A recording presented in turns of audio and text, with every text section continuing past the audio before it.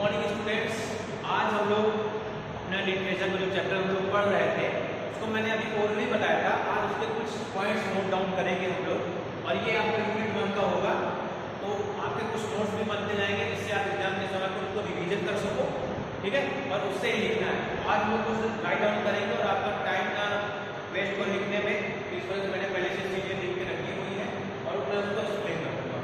और जो ऑनलाइन के बच्चे हैं उनको ये बता दूँ कि इसको लिखा हुआ है, मैं भी आपको कुछ प्रॉब्लम से अगर ना दिख रहा हो तो मैं इसको एक बार बोल के बता दूंगा जिससे आप लिखने में आपके लिए आसान है, ठीक है। तो पहला पॉइंट मैं बताता हूँ कि क्या लिखा गया इसमें। The term Indo-Indian is used to denote original literary creation in the English language by Indians. अब देखो ये क्यों हुआ ना हो, आप दो टर्म्स सुनोगे इंडियन लिटरेचर में, इंडो इंडियन और एंग्लो इंडियन लिटरेचर में। इंडियन इंडियन लिटरेचर या एंग्लो इंडियन लिटरेचर, ये दो टाइप्स के लिटरेचर आपको देखने को मिलेंगे। तो इनका एक्चुअली मतलब क्या होता है, मीनिंग क्या होता है, वो हम लोग देखते हैं, ठीक है। तो इसमें बोल रहा है कि जो ये टर्म है, इस वर्ड को यूज किया जाता है क्या डिनोट करने के लिए, जो ओरिजिनल लिटरेचर है, मतलब जो ओरिजिनल साहित्य लिखा जाता है जिनके द्वारा इंग्लिश लैंग्वेज में इंडियंस के द्वारा।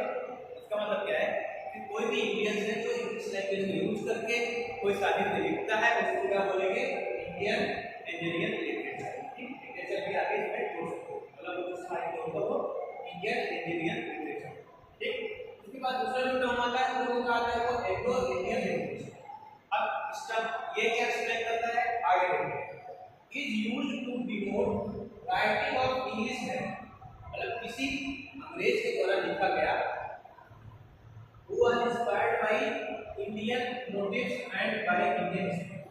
कहने का मतलब क्या है कि लिखे तो कोई अंग्रेज से, ठीक है, लेकिन वो इंस्पायर क्या है कि इंडियन विचारधारा से इंस्पायर है और इंडियन भाव से वो प्रेरित होकर और उन चीजों पे वो साहित्य लिखता है। मतलब किसी अंग्रेज ने लिखा है लेकिन वो इंस्पायर्ड है इंडियन से और इंडियन की विचारधारा से, इंडियन के भाव से, और उसको लेके वो लिख रहा है, उसको क्या बोलेंगे, एंग्लो इंडियन, ठीक है।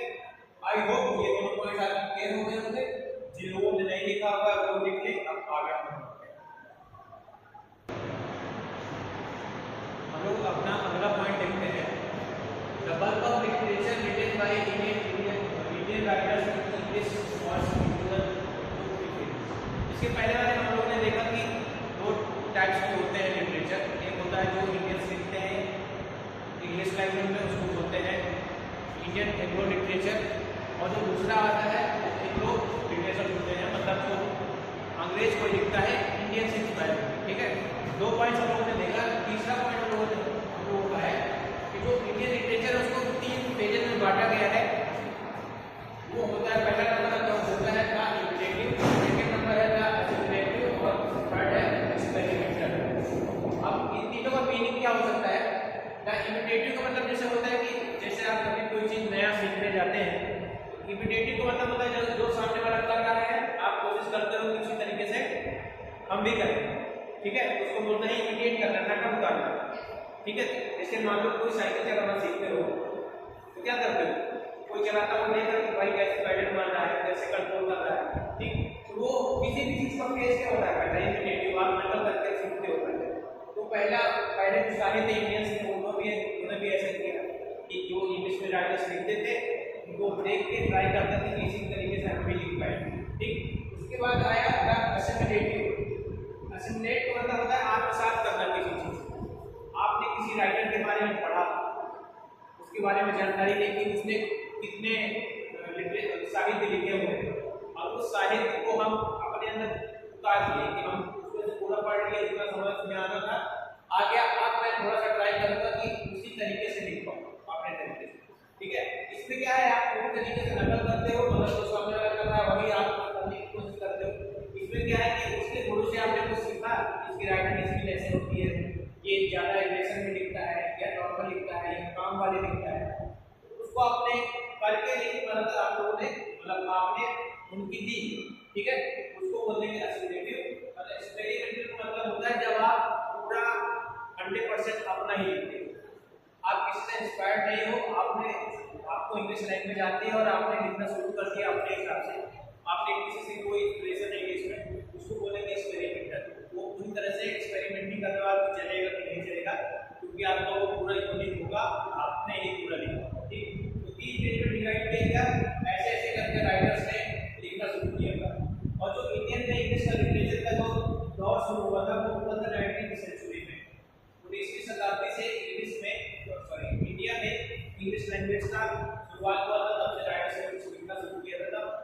उसमें से कुछ राइटर्स के बारे में लिखूंगा और हम लोग और थोड़ा इसके आगे लिखेंगे, देखिए सीक्वेंस रहेगा कि कहां से शुरुआत की।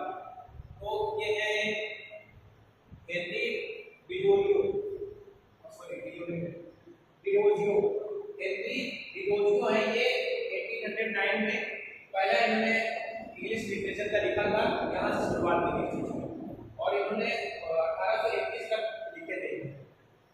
सेकेंड है माइकल